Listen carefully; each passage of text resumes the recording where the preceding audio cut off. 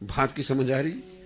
اگر آپ چڑھتے نہیں، آپ کسی شخص کی کسی بات کا کوئی اتنا زیادہ اثر نہیں لیتے تو آپ کو کوئی کچھ بھی نہیں کہہ سکتا. پھر کیا کسی نے کہہ لیا تو.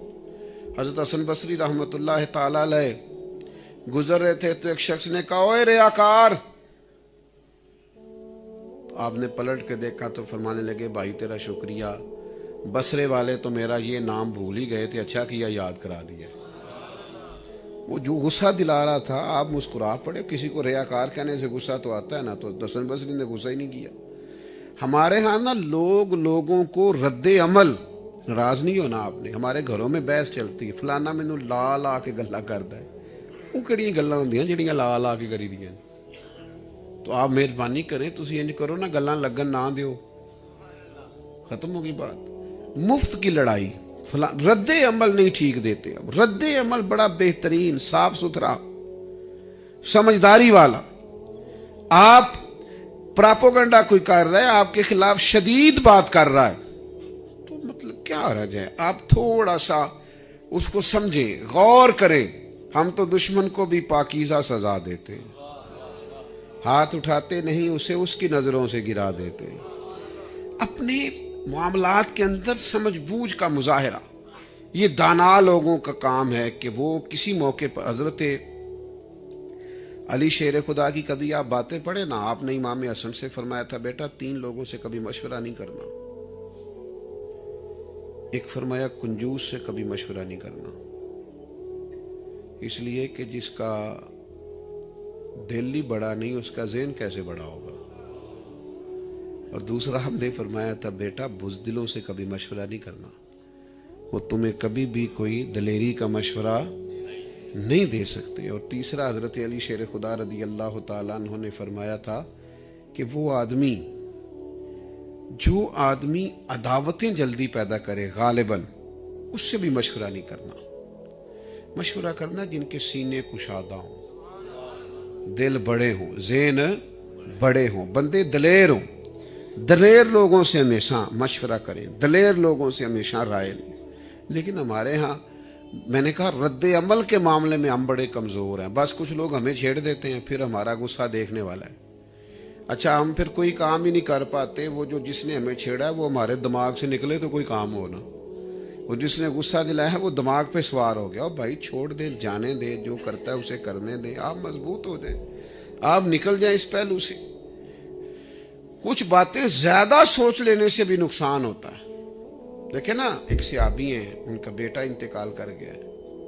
بیوی نے کپڑا ڈال دیا بچے پہ، شوہر آیا کھانا شانا کھلایا، بعد میں پوچھا کہ کوئی امانت رکھوائے، واپس لینا چاہے تو پھر.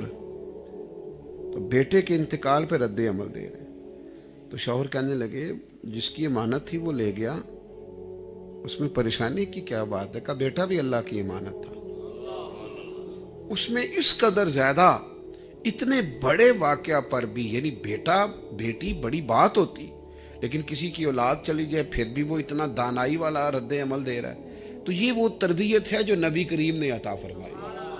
حضرت علی شیر خدا اس معاملے میں بڑے آگے نظر آتے. یعنی آپ جنگ لڑ رہے ہیں، عرب کے لوگوں کا یہ طریقہ تھا کہ وہ نہ اپنے، اگر انہیں محسوس ہوتا تھا نا کہ ہمارا دشمن ہم پر غالب آ رہا ہے تو اسے غصہ دلا دیتے تھے. چونکہ عرب میں یہ طریقہ تھا کہ اپنے دشمن کو اذیت دے دے کے مارتے تھے. کبھی پیر پہ ضرب لگا دی، کبھی انگلیاں کاٹ دی، کبھی ہاتھ پہ ضرب لگا دی کہ تڑپ تڑپ کے مرے معاذ اللہ. تو وہ کہتے تھے کہ مقابل کو غصہ دلاؤ تاکہ وہ جلدی مار دے، غصے میں آئے اور گردن ہی کاٹ دے. تو حضرت علی رضی اللہ تعالیٰ عنہ ایک کافر سے ایک جنگ کے موقع پر لڑ رہے تھے. آپ نے اسے گرا لیا، اس کے سینے پہ سوار ہو گئے تو اس نے معاذ اللہ آپ کی طرف تھوک دیا تاکہ آپ کو غصہ آئے، جلدی آپ اسے مار دیں. تو یہ شعر کی باتیں دیکھیں کیسی عجیب ہے. جب اس نے یہ کیا تو حضرت علی اسے چھوڑ کے پیچھے ہٹ گئے. فرمایا جا تو آزاد ہے. کہنے لگا جی آزاد ہے کیا مطلب؟ فرمانے لگے یار میری تیرے کوئی ذاتی لڑائی تو نہیں تھا، تو دین کا دشمن ہے، میں تیرے ساتھ لڑ رہا تھا. اب جو تو نے حرکت کی ہے نا تو مجھے ذاتی غصہ آیا ہے. تو علی ذاتی غصے کے لیے بندے نہیں مارتا. علی ذاتیات کے لیے بندے نہیں مارتا، یہ علی ہے، ہاں یہ علی ہے، رازدار معرفت کی شگفتہ کلی ہے، لہذا جدھر بھی دیکھو علی علی ہے۔ فرمایا میں ذاتیات کے لیے بندے نہیں مارتا، میں رب رسول کے لیے تیرا مخالف ہوں۔ جا، اب تو نے مجھے ذاتی غصہ دلا، اب تو آزاد ہے، ہم رد عمل بھی سوچ سمجھ کے دیتے ہیں۔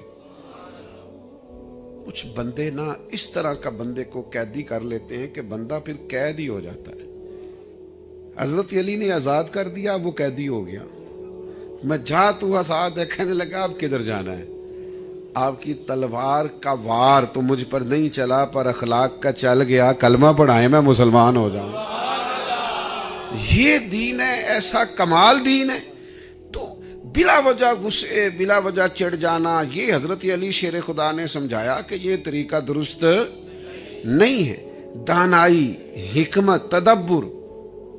آپ کے پاس ایک فیصلہ آیا، یہ ذرا دیکھنا بات کہاں تک جاتی ہے۔ ایک فیصلہ آیا آپ کے پاس، حضرت علی رضی اللہ تعالیٰ عنہ کے پاس، کہ ایک عورت، دو عورتوں کے ہاں اکٹھی اللہ تعالیٰ نے اولاد دی ہے، ایک ہی جگہ دونوں عورتیں تھیں، وہاں کچھ اندھیرا بھی تھا، ایک کے ہاں بیٹی ہوئی ہے، ایک کے ہاں بیٹا، تو دونوں امیدوار ہیں کہ بیٹا میرا ہے، کیا کریں سمجھ نہیں آ رہی۔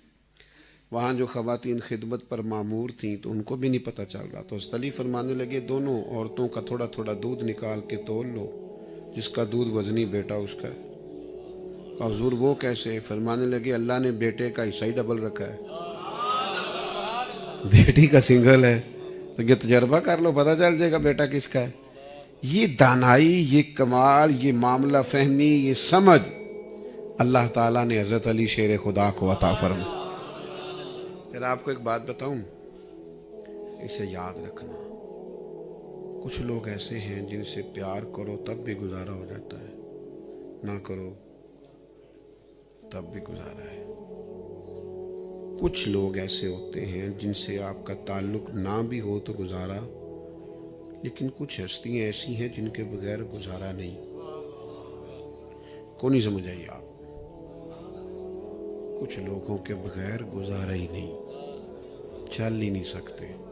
نبی کریم کے بارے میں کہا تھا نا مظفر وارسی نے کہ چلے نہ ایمان دو قدم بھی اگر تیرا ہم سفر نہ ٹھہرے، تیرا حوالہ دیا نہ جائے تو زندگی معتبر نہ ٹھہرے۔ کچھ لوگوں کے بغیر گزارا نہیں۔ یہ ذرا حضرت علی کا اپنا فرمان صحیح مسلم میں موجود ہے، حضرت علی حدیث کے راوی ہیں۔ حضرت علی، یہ ذرا انداز تکلم دیکھیے بیان کیسے کرتے۔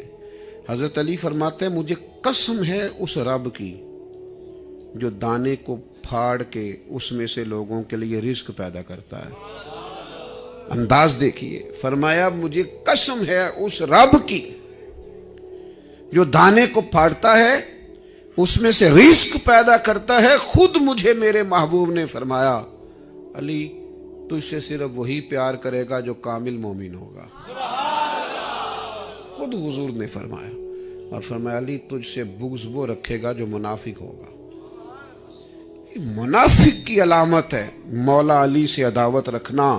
اور سنو، حضرت علی رضی اللہ تعالیٰ عنہ کا پیار جس کے سینے میں سمایا ہو وہ خود بتائے نہ کسی کو، خود پتہ کر لے، اگر اندر علی رہتے ہیں دل میں تو ایمان بھی رہتا ہے۔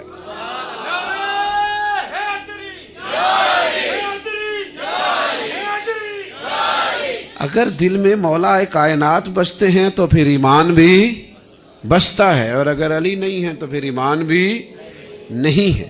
تو یاد رکھو کچھ لوگ ایسے ہوتے ہیں جن کی محبت کے بغیر گزارا نہیں ہے، حضرت علی کے بغیر گزارا نہیں ہے، ہو سکتا مولا علی کے بغیر گزارا۔